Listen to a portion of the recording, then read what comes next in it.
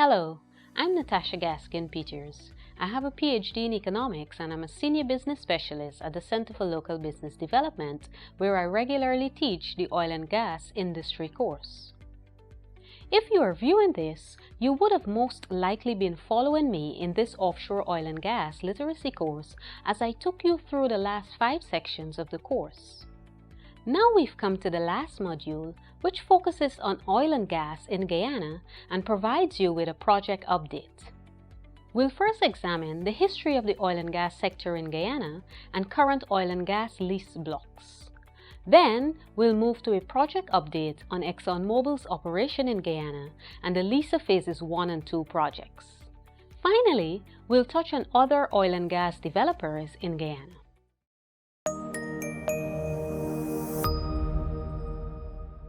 So while Liza 1 is an exciting development in Guyana's offshore oil and gas industry, exploration activities in Guyana started as early as the 1750s when Dutch explorers made observations of hydrocarbons. In 1916, Nelson Cannon drilled 3 exploration wells in the Winey area in the Northwest District. Later, in 1926, a well was drilled on the west coast of Berbice at the Bath Sugar Estate. The gas recovered there was utilized for decades at this location for domestic purposes. By the 1940s, Shell, Total, and Mobil conducted geological surveys of the area and drilled a number of wells in the offshore Guyana Basin and inland Takatu Basin. The quest for petroleum offshore Guyana continued in 1958 when California Oil Company conducted seismic surveys before withdrawing in 1960. Other companies followed and several licenses were awarded. The first company to spot an offshore well was Tenneco in 1967.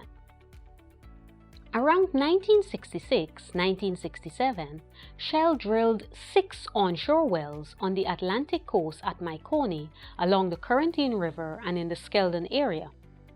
Also in 1967, Tenneco drilled Guyana Offshore No. 1 and 2. By 2008, multiple operators had conducted exploration activities, including ExxonMobil, Repsol, Century Guyana Limited, and CGX. Exploration activities in the Guyanese Basin largely resulted in dry holes before ExxonMobil's discoveries. In 2015, ExxonMobil began exploration in the Stabroek Block, paving the way for multiple discoveries.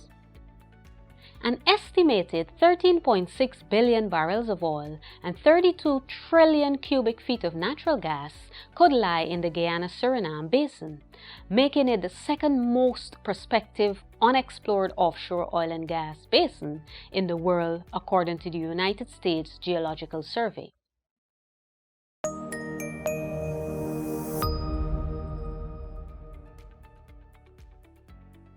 Experts have long suspected that the basin may share a similar geology with the West African coast, where thousands of wells form numerous exploration and production projects spanning the region from Mauritania, Namibia, Gulf of Guinea, Nigeria, Angola, and now Ghana. Until ExxonMobil's discovery in 2015, there had been no successful discoveries of commercially viable quantities of oil.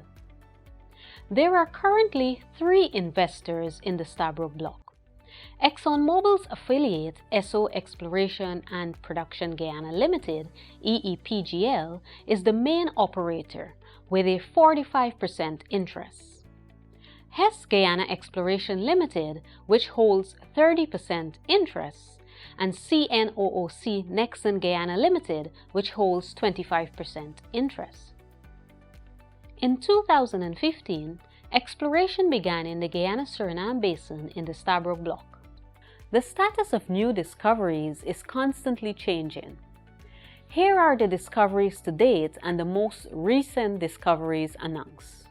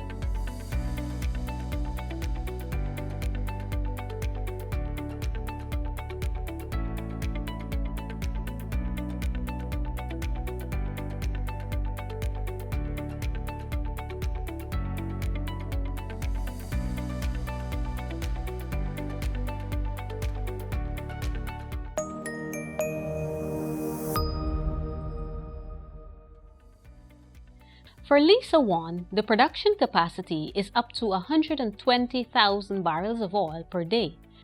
Liza Phase 1 development is located approximately 190 kilometers offshore Guyana in water depths of 1,500 to 1,900 meters. An FPSO, the Liza Destiny, will be used to produce up to 120,000 barrels of oil per day, and there will be 4 drill centers with 17 wells in total, comprising of 8 production wells, 6 water injection wells, and 3 gas injection wells. The Liza Destiny facility will develop a total of approximately 450 million barrels of oil from the Liza field. Here we see a project timeline for Liza Phase 1.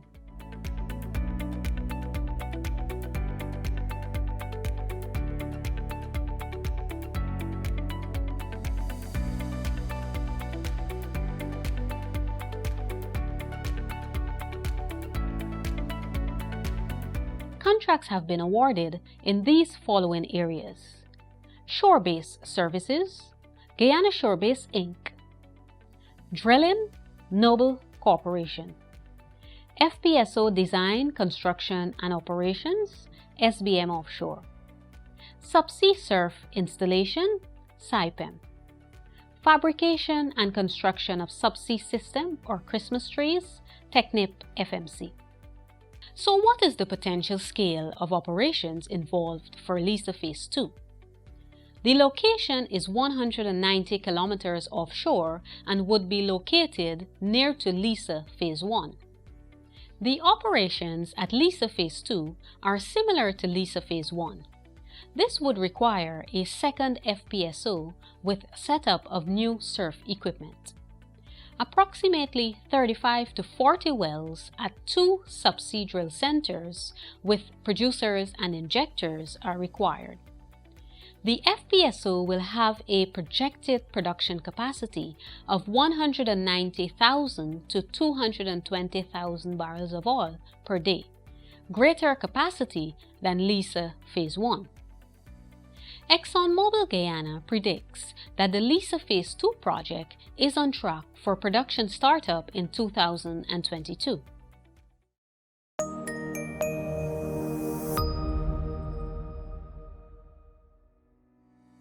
While you may have heard mostly about discoveries in the Stabroek Block, oil and gas operators are in several of Guyana's offshore lease blocks.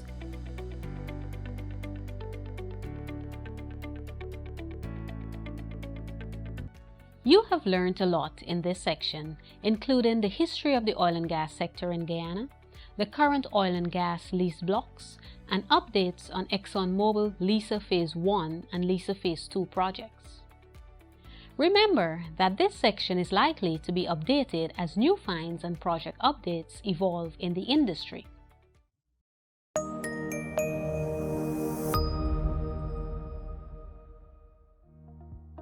We know there are many oil and gas developers now in Guyana's offshore industry, and you've discussed the main ones in this section. Which of these are currently undertaking development activities? ExxonMobil is the only company that is both in the development phase and continually undertaking further exploration. Other companies with lease blocks offshore Guyana are at the exploration phase or preparing to take on exploration activities. Many Guyanese want to know, when will the government of Guyana receive benefits from the production of oil and gas?